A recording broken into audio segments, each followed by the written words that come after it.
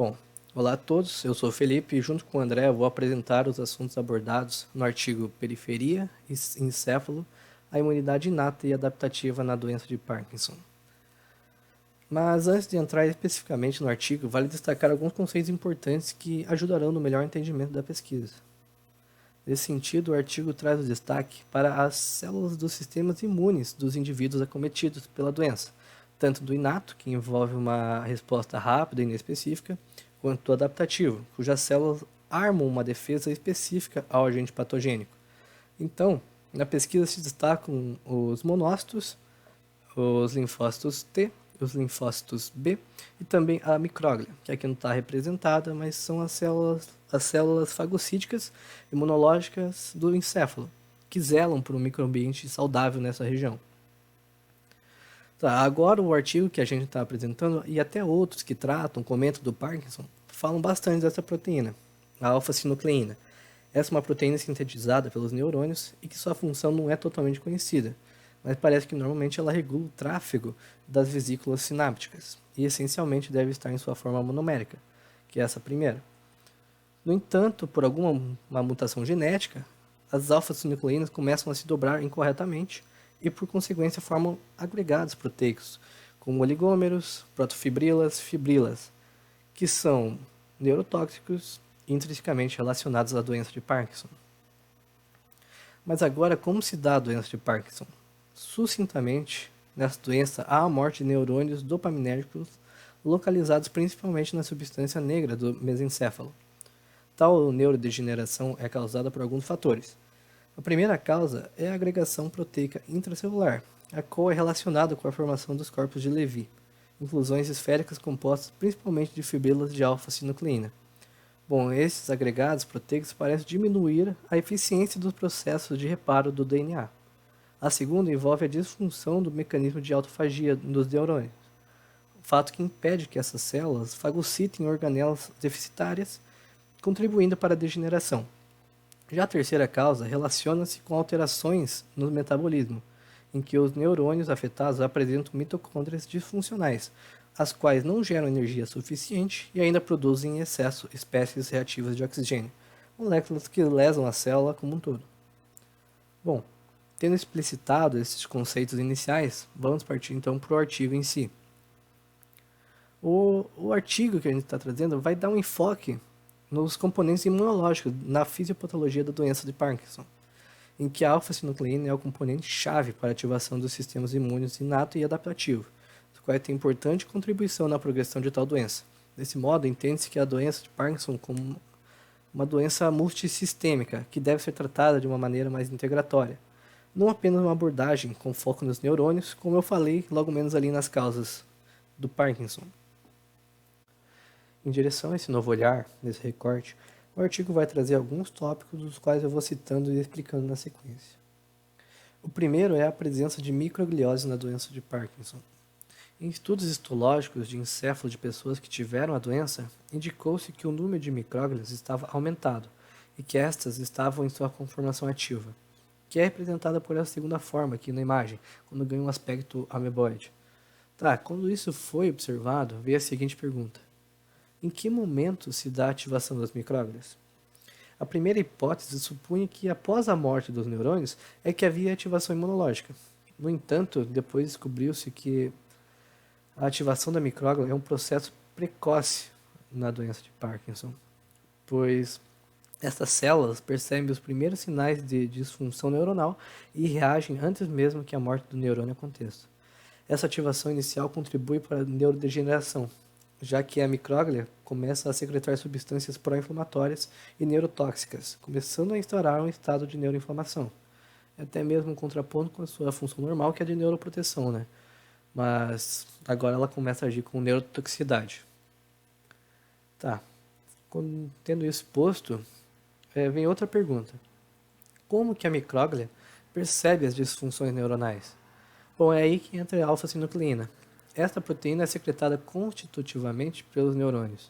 E quando as sinucleínas começam a ser liberadas em suas formas mal dobradas, elas agem como um padrão molecular associado a danos, acabando por ativar micróglias e também os monócitos cerebrais e periféricos. Tal ativação se dá pela interação entre determinados receptores dessas células imunes com as formas oligoméricas e fibrilares. Um bom exemplo disso são os receptores Toll-like 4 e Toll-like 2. Essas são reguladas positivamente em pacientes que possuem Parkinson. E quando estes entram em contato com o agente antigênico, que no caso é a alfa-sinucleína mal dobrada, ela vai gerar uma sinalização que gera uma cascata, principalmente envolvendo a NF-κB, o que vai propiciar a síntese de citocinas que vão contribuir também para a neuroinflamação e para a neurodegeneração. Outro ponto abordado no artigo é sobre a propagação da morte celular dos neurônios propiciada pela alfa-sinucleína. Nesse sentido, após as formas neurotóxicas de tal proteína serem liberadas pelos neurônios já afetados, elas começam a ser absorvidas do meio extracelular por neurônios interconectados saudáveis, o que acaba por espalhar a patologia. Além disso, a micróglia também está envolvida neste processo de disseminação. Isso porque, em condições normais, as micróglias depuram as alfa-sinucleínas, formando os fagolisossomos e acabando por eliminá-las. Mas quando há o excesso de proteínas mal dobradas, tais células ativam mecanismos que modificam a alfa-sinucleína. Por exemplo, elas podem promover a oxidação ou nitração das formas monoméricas, podendo gerar formas oligoméricas. Assim, as micróglias podem agir como fontes dessas formas mal dobradas, e espalhando ainda mais. Por fim, as micróglias apresentam a alfa-sinucleína antigênica para o sistema imune adaptativo, recrutando os linfócitos T e B, que também contribuirão para a neurodegeneração. Agora, para entender melhor ou para comprovar que a neuroinflamação era um processo prévio e impulsionador da doença de Parkinson e não uma consequência, os pesquisadores fizeram alguns testes em modelos animais. Um destes envolveu a utilização de vírus adeno-associados, que é mais ou menos esse representado aqui nessa figurinha. Esses vírus foram projetados para superexpressar mutações humanas relacionadas à alfa-sinucleína em neurônios do sistema nervoso central. Assim, quando introduzidos em roedores, percebeu-se que as micróglias desses animais superexpressaram componentes do complexo de histocompatibilidade 2. Percebeu um infiltrado significativo de linfócitos TCD4 e TCD8. Agora, quando os vírus foram introduzidos em primatas não humanos, observou-se a proliferação da micróglia, a sua ativação e o aumento da expressão de MHC2, o complexo de histocompatibilidade 2. Tudo isso independente da presença ou ausência de morte celular dopaminérgica, confirmando ainda a microgliose imune como um evento precoce durante a patologia. Além disso, neste modelo de primata, também observou-se infiltração de células B. Por fim, o artigo traz essa imagem que dá um panorama geral do que acontece na patologia da alfa-sinucleína. Primeiro, a gente pode observar a transferência célula a célula das proteínas mal dobradas, né? Já aqui a gente pode observar a micróglia ativada interagindo com as formas oligoméricas e fibrilares por meio de alguns receptores, incluindo os TLRs, né? E alguns outros que exercem a mesma função nesse caso, que no fim essa interação vai findar na liberação de substâncias que geram o dano neuronal. Ainda na micróglia, a gente pode ver a apresentação antigênica para os linfócitos TCD4, os quais também vão liberar substâncias pró-inflamatórias. Outra coisa que a gente pode observar é a infiltração dos monócitos, né, que vão se converter em macrófagos atuantes, e também a ação direta dos linfócitos TCD8 sobre os neurônios, gerando também a neurodegeneração. Bom, outra coisa interessante de se notar é que outras regiões do organismo vão perceber as alterações ocorridas. Aqui, por exemplo, devido a todos esses eventos, mostra o tecido conjuntivo do intestino sofrendo de um processo de disbiose, ou seja, uma modificação no equilíbrio da microbiota. Bom, do mais é isso. Agora o André vai explicar melhor sobre alguns outros eventos celulares. Bom, eu vou falar um pouquinho sobre o papel dos monócitos na doença de Parkinson. Foi evidenciado em trabalhos científicos que há infiltração de monócitos no contexto da doença de Parkinson e que essa infiltração se dá pelo aumento da expressão das proteínas CD163 e CCR2.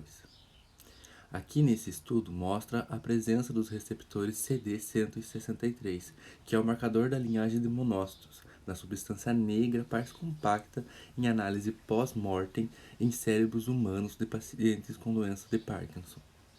Nesse artigo aqui é demonstrada a presença de monócitos com receptores de quimiocina CCR2 em modelos de Parkinson em ratos.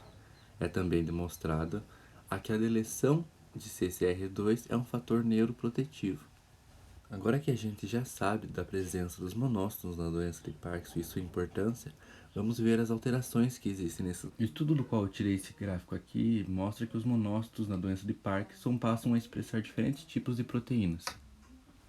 Dentre elas a HLA-DQB1, que faz parte do MHC do tipo 2. A MYD88 está relacionado com a via de sinalização dos receptores Toll-like 2 e 4. E a HEL tem relação com a sinalização da via NF-κB. Outra mudança que ocorre é a variação das subpopulações de monócitos. Basicamente, a gente tem aqui três tipos de monócitos: os CD14 positivos e CD16 negativos, que são os clássicos; os CD14 e CD16 positivos, que são os intermediários; e os não clássicos, que são CD14 negativos e CD16 positivos, o oposto dos monócitos clássicos. Então, nessa parte há discordância ainda, porque tem artigo que diz que as subpopulações não sofrem mudança de uma pessoa saudável para uma pessoa com doença de Parkinson. Como vocês podem ver aqui nesse gráfico, em azul a gente tem o controle, saudável, e em vermelho a gente tem os com Parkinson.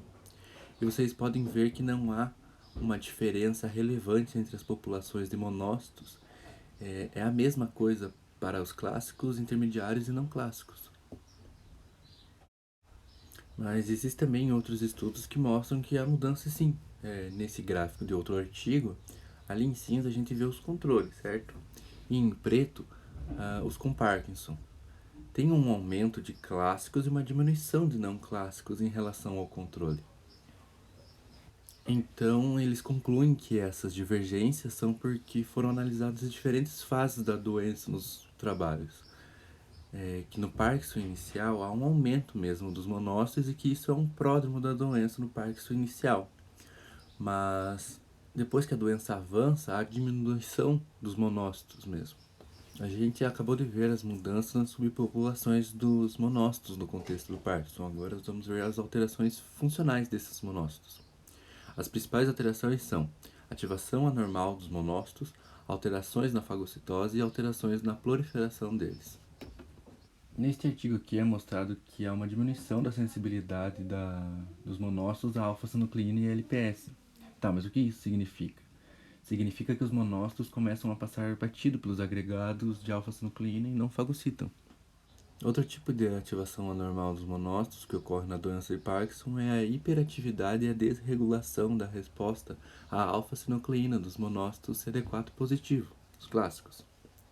A gente vê isso aqui nesse gráfico, que em azul a gente tem o controle e em vermelho os portadores de Parkinson. E ali na vertical o parâmetro é a liberação de interleucina 6. Os com Parkinson liberam muito mais interleucina 6 que os normais sob o estímulo de alfa-sinucleína. Aqui de novo em preto a gente tem os com Parkinson e em cinza os controle, que varia o parâmetro. Aqui a gente tem interleucina 1 beta, TNF-alfa e interferon gama, por exemplo. Agora passando para as alterações na fagocitose. Tem 10 artigos que demonstram uma diminuição da fagocitose em modelos da doença de Parkinson. Aqui em preto tem os com Parkinson e em cinza os saudáveis. E na vertical o índice de fagocitose. Dá para notar que tem uma diminuição na fagocitose, certo? Mas tem outros estudos que dizem que há diminuição na fagocitose e de novo a explicação é que foram feitos estudos em fases distintas da doença. Aí a gente tem que no Parkinson inicial tem mais fagocitose por conta da neuroinflamação e que com o tempo essa fagocitose vai diminuindo até níveis mais baixos que o normal. Bom, esse é o artigo que conclui isso. Esse outro artigo aqui mostra que há um aumento na expressão dos receptores Toll-like do tipo 4 nos monócitos, mas não há um aumento na fagocitose de alfa-sinucleína, que é estranho. Então eles acham que pode haver uma disfunção na fagocitose desses monócitos. Outra mudança que ocorre nos monócitos no Parkinson é a alteração na sua proliferação. Neste artigo aqui, eles mostram que há uma diminuição na sobrevivência das células mononucleares de sangue periférico in vitro, mas que há também um aumento na capacidade proliferativa dos monócitos. Mas isso só ocorre na fase inicial da doença, o que explica aquele aumento de monócitos clássicos que a gente viu lá no começo. Bom, agora eu vou falar sobre a imunidade adaptativa na doença de Parkinson, começando com MHC. Os estudos feitos mostram que polimorfismos de um único nucleotídeo no gene no sistema do antígeno leucocitário humano, o HLA, especificamente HLA-DR, levam ao aumento da suscetibilidade do desenvolvimento de Parkinson. Esse tipo de polimorfismo também é presente em várias doenças autoimunes. Essas SNPs ocorrem em regiões não codificadoras do HLA e afetam a expressão do MHC2, especificamente dessa proteína, da proteína DR. Isso é um fator de severidade no Parkinson e mostra que a apresentação do antígeno, a alfa-sinucleína, é crítica na neurodegeneração, como é exposto nesse artigo aqui. Dentro da imunidade adaptativa, eu já falei do MHC, então agora eu vou falar um pouco sobre os linfócitos T. Esse artigo aqui mostra que a infiltração de linfócitos na substância negra pars compacta nos pacientes com Parkinson. Essa é uma imunofluorescência da substância negra e ali é mostrada a presença de linfócitos T, tanto CD4 quanto CD8. E este é um estudo um pouco mais complexo de entender, mas que basicamente mostra que linfócitos T helper 17 afetam muito a sobrevivência de neurônios dopaminérgicos e conclui que um desbalanço nesses linfócitos pode contribuir para a neurodegeneração. Já em outro estudo citado no nosso artigo também, indica que linfócitos T reguladores atuam em linfócitos T efetores e que isso funciona como uma estratégia neuroprotetiva. Sobre a resposta humoral no Parkinson, os estudos mostram que os linfócitos B não são encontrados em análises pós-mortem de pacientes com Parkinson e que há grande concentração de imunoglobulina G na substância negra, e principalmente nos corpúsculos de Lewy. Aqui a gente vê as imagens de imunohistoquímica na substância negra marcando a imunoglobulina G. Outro ponto levantado no artigo foi o uso de bioindicadores na doença de Parkinson, e o artigo sugere que o uso desses marcadores como uma possibilidade de diagnóstico precoce e uma maneira de elaborar intervenções direcionadas para o tipo de Parkinson de cada paciente. Por exemplo, a proteína C reativa, lá da fase aguda da inflamação. Segundo as pesquisas, ela pode funcionar como indicadora de declínio cognitivo, sintomas motores severos, além de delinear um prognóstico da doença de Parkinson. Mas além dela, existem vários outros marcadores, como as quimiocinas, que são bons indicadores de progressão da doença e da gravidade que ela vai apresentar. Bom, aqui entra a parte que eu achei mais legal. Tem a hipótese de Braak, que faz um link entre intestino, nervo vago e Parkinson. Basicamente, ele propõe que tudo começa no trato gastrointestinal, no plexo mioentérico, segue pelo nervo vago, entra no núcleo dorsal do motor do vago e ganha o cérebro, provocando aquela clínica canônica do Parkinson. E o mais legal é que isso foi corroborado num trabalho que foi injetado fibrilas de alfa-sinucleína pré-formada no duodeno de ratos e se evidenciou um tempo depois que tinham essa fibrila de alfa-sinucleína lá na substância negra do rato. Aqui estão as lâminas do ratinho e houve uma propagação caldo-rostral.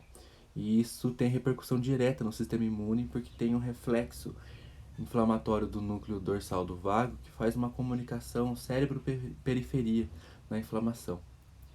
A partir dessa ideia, outro cientista formulou uma outra hipótese que seria duas diferentes formas de Parkinson.